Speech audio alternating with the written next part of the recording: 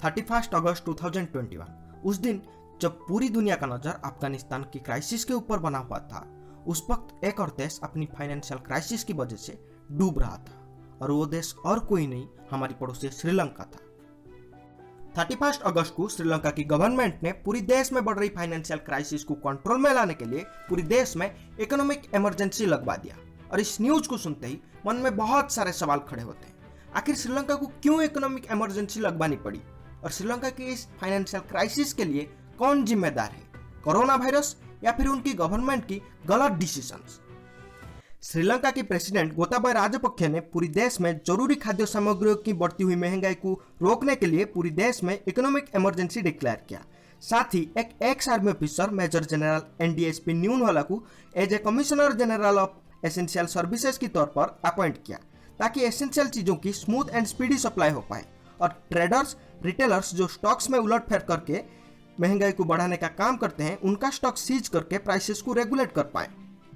पर इमरजेंसी लगाने के बाद एसेंशियल फूड आइटम्स जैसे चीनी, चावल, प्याज, आलू, इन सब की प्राइस में शार्प राइज देखने को मिला और केरोसिन, मिल्क पाउडर और कुकिंग गैसेस, इनकी भारी मात्राओं में शॉर्टेज हो गया।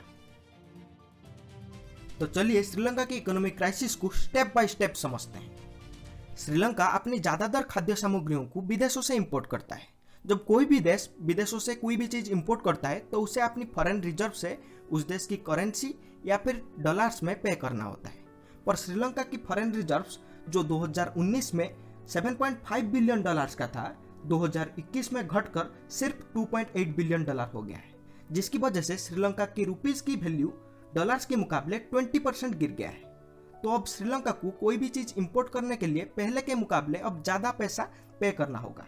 इसकी वजह से श्रीलंका में सारे फूड एसेंशियल्स जो पहले कम कीमत पर मिलते थे अब ज्यादा कीमत पर बिकेंगे।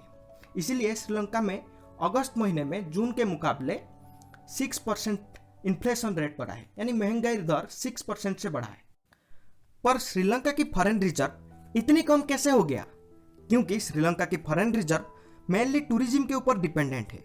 श्रीलंका की जीडीपी में 10% हिस्सा टूरिज्म से ही आता है। पर कोरोना वायरस की वजह से श्रीलंका में टूरिज्म बिल्कुल ठप हो चुका है और श्रीलंका में अब कोरोना वायरस की केसेस तेजी से बढ़ रहे हैं। श्रीलंका में हर रोज 6000 नए केसेस देखने को मिल रहे हैं, जबकि सेकेंड वेव में यह आंकड़ा 3000 तक लिमिटेड था और फर्स्ट वेव में सिर्फ 1000 तक था। इसकी वजह से श्रीलंका की गवर्नमेंट को 13 सितंबर तक कंप्लीट लॉकडाउन लगाना पड़ा है। इन सब रीजंस के लिए आप कोरोना वायरस को ब्लेम कर सकते हैं, पर श्रीलंका की इकोनॉमिक क्राइसिस के पीछे सबसे बड़ा रीजन है श्रीलंका की गवर्नमेंट की गलत डिसीजंस। इस साल अप्रैल में श्रीलंका की गवर्नमेंट ने अनाउंस किया कि श्रीलंका अब कोई भी केमिकल फर्टिलाइजर इंपोर्ट नहीं करेगा, क्योंकि श्रीलंका वर्ल्ड में पहला ऐसा देश बनने जा रहा था जो 100% ऑर्गेनिक फार्मिंग करेगा। हालांकि ऑर्गेनिक फार्मिंग करना एक बहुत अच्छा इनिशिएटिव है, पर अनप्लान्ड वे में करना भारी नुकसानदायक हो सकता है, जो श्रीलंका के साथ हुआ भी, क्योंकि श्रीलंका का ये डिसीजन सडन था और फार्मर्स इसके लिए कंप्लीटली रेडी नहीं थे। श्रीलंका में ज्यादातर चाय और स्पाइसेस यानी मसालों की फार्मिंग होती है, जिसे श्रीलंका पूरी दुनिया में एक्सपोर्ट करके बहुत सारा पैसा कमाता है। पर श्रीलंका की गवर्नमेंट की ये डिसीजन की वजह से चाय और स्पाइसेस की प्रोडक्शन में 50% कमी देखने को मिली, जिसका डायरेक्ट इंपैक्ट श्रीलंका की इकोनॉमी पर देखने को मिला। श्रीलंका की गवर्नमेंट की 400 मिलियन डॉलर की फॉरेन रिजर्व बचाने की ये कोशिश श्रीलंका के लिए भारी नुकसानदायक रहा। श्रीलंका की गवर्नमेंट की तीसरा और सबसे बड़ा गलती, श्रीलंका की फॉरेन डेब्ट। 2016 तक श्रीलंका की फॉरेन डेब्ट अमाउंट 48 बिलियन डॉलर था, जो 2021 में बढ़कर 86 बिलियन डॉलर हो गया, यानी सिर्फ 5 साल में 38 बिलियन डॉलर बढ़ गया है। श्रीलंका को इस साल 3.7 बिलियन डॉलर की फॉरेन डेब्ट अमाउंट पे करना होगा और ये श्रीलंका की इकोनॉमिक क्राइसिस के लिए एक सबसे बड़ा रीजन है, जिसे उभरना श्रीलंका के लिए काफी मुश्किल होगा, क्योंकि श्रीलंका की डेब्ट में सबसे बड़ा हिस्सा चाइना का है और चाइना डेब्ट ट्रैप में श्रीलंका को इस तरह से फंसा चुका है कि श्रीलंका की Colombo port city, Hambantota port city के ऊपर कंप्लीटली कब्जा कर लिया है और श्रीलंका की 15,000 एकड़ जमीन पर भी कब्जा कर लिया है। अगर आप चाइना की डेब्ट ट्रैप के बारे में ज्यादा जानना चाहते हैं, मैंने इससे पहले एक वीडियो बनाया था, आप उसे देख सकते हैं।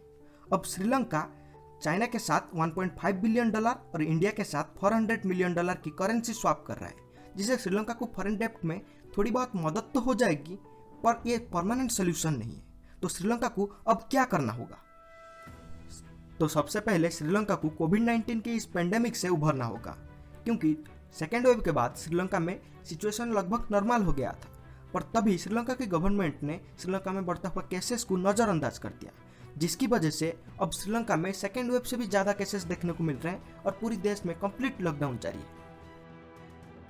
श्रीलंका को अपनी फॉरेन डेब्ट भी घटाना होगा, क्योंकि श्रीलंका की फॉरेन डेब्ट जितना बढ़ेगा उसकी फॉरेन रिजर्व भी उतना घटेगा, जिसकी वजह से उसकी करेंसी की वैल्यू भी उतनी घटेगा, जिसकी वजह से वो ऐसे सिचुएशन को कभी कंप्लीटली अवॉइड नहीं कर पाएगा। श्रीलंका की गवर्नमेंट को जो सबसे बड़ा रिफॉर्म्स करना होगा वो ये है कि कोई भी लॉ को इम्प्लीमेंट करने से पहले उसका लॉन्ग टर्म और शॉर्ट टर्म इम्पैक्ट दोनों को नज़र रखते हुए उसे प्री प्लान्ड वे में इम्प्लीमेंट करनी चाहिए, ताकि उसका डायरेक्ट इम्पैक्ट उसकी इकोनॉमी पर ना पड़े। इसके बारे में आपका क्या राय है मुझे नीचे कमेंट करके जरूर बताइए। And thanks for watching.